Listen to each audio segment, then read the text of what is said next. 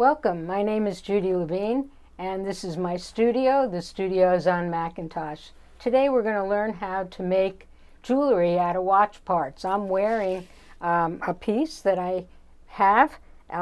This is the inside of a large watch with the hands as the pieces hanging down, and a zipper is used for the chain part. These are some of the necklaces I've made, but when we take a look here, up front is a pendant that I made out of watch parts. And we're going to be learning how to do that today. I like to work with the idea of memory, and photographs bring back memory. And these are some locket pieces that you can buy at a hobby store. It comes with a background, and it comes with the magnifying top. And inside, to create time, or the idea of time, I put in a photograph of a little girl and reinforced it with some of the small watch parts that are over in here.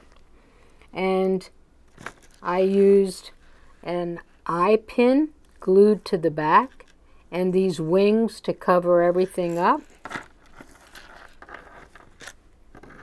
I added beads and charms. With this piece, I used a watch case. I added a photograph and charms at the bottom. And if we has a little Mickey Mouse on the top, that was a lucky find. And then I could thread through a chain. So these are locket or remembrances that you can use. This is the front of a watch. Again, you can start with your photograph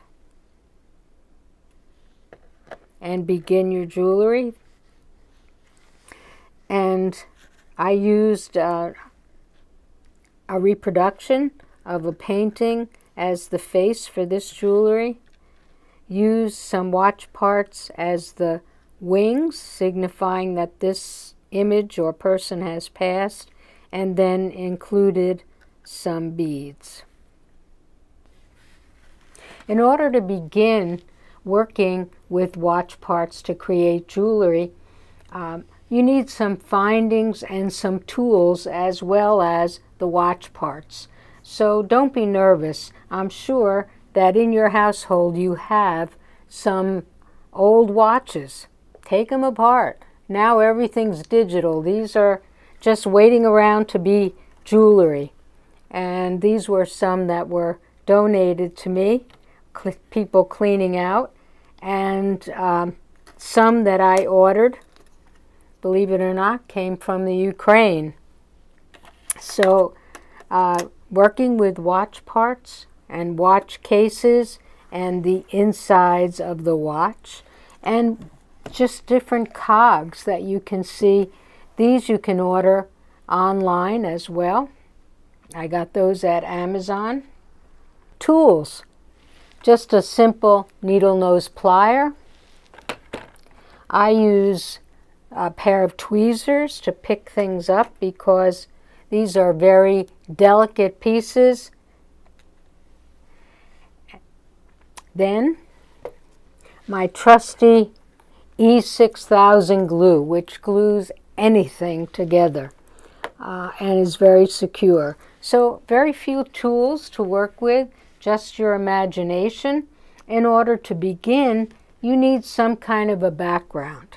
And this is a bezel that I also just bought online at Amazon. This kind of a background you can use at your local hobby store like Michael's. And some charms, again from your hobby store. And I work with a background in order to build up. This already has a bail on it. But if you're working with something like a large watch part and it has no way of hanging it for a pendant, this is a wonderful finding. It's called a bail, and it just glues right on with E6000, and when it turns around, it's a secure bail at the top.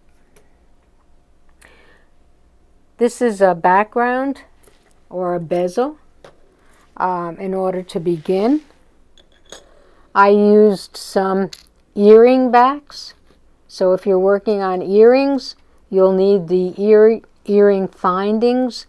You'll need some jump rings, different sizes, to attach your pieces. I used an eye pin or a head pin to glue on charms or additions. In order to begin a piece of jewelry using watch parts, you need a background, a bezel, something to glue to. And in this piece right here, I used a square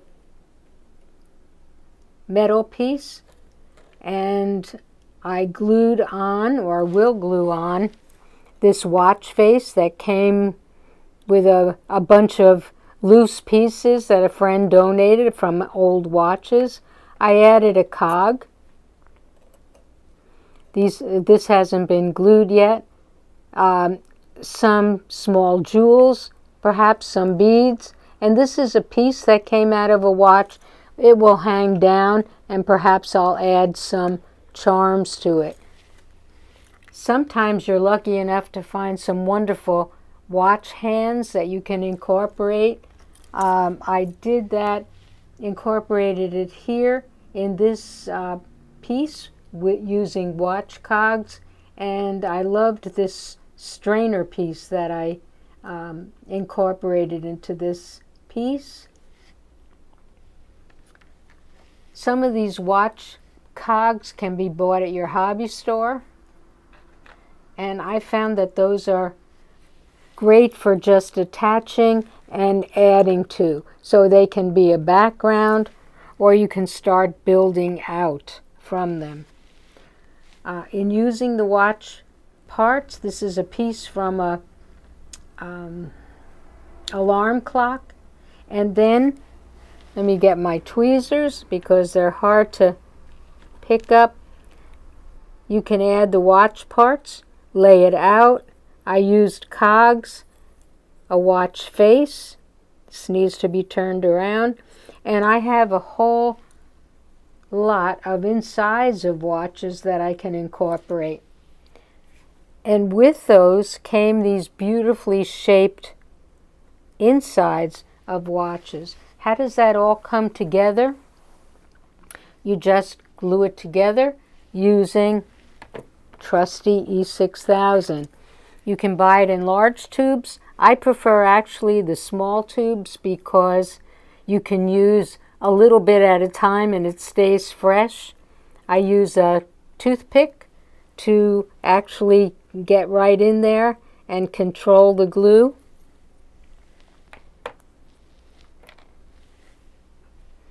So these are ways of attaching. I also use colored wire. You can bind things together.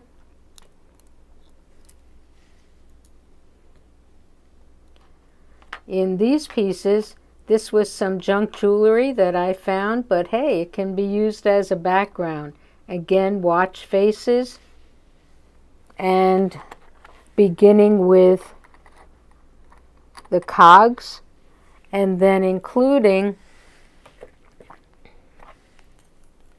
some of the small watch pieces that you can put together. With this one, I started with a bezel in the background like this. I added a watch face. You can see that here. Whoa. Here's the hands. Then I added, whoop,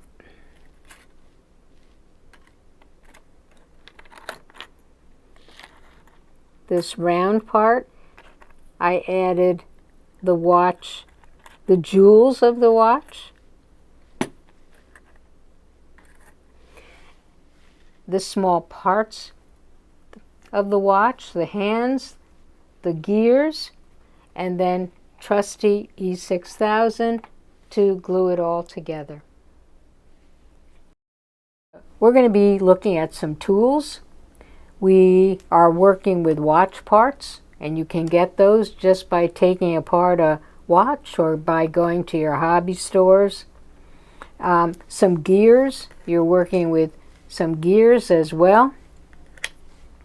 Watch cases, empty watch cases, photos, some chains, and a trusty tweezers to pick things up.